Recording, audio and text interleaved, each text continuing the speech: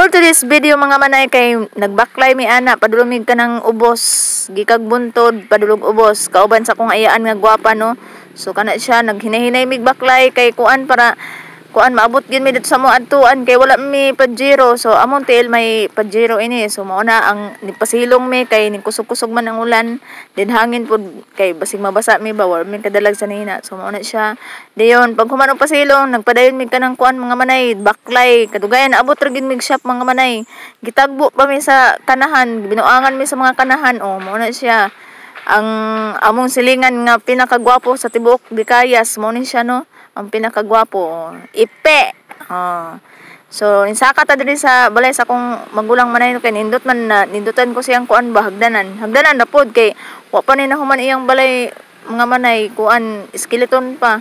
Din ang ubad ining kahoy karaan na ning kahoy kay nag-usoban siya balay no. So mao na siya ang iyang balay wa pa nahuman. So padayon ta diri gitagaan kog 20 sa akong magulang man lang halin ni sa akong baligya mga manay. Manilang ipalit og kanang kuan bugas tungag kilo. Kay wa man tay bugas so manalang ni ato ni ipalit lugaw-lugawon taga adlaw. Man lang na atay lugaw-lugawon kontra sa wal. Ko to mga manay, thank you so much for watching. Bye. See you next time and God bless.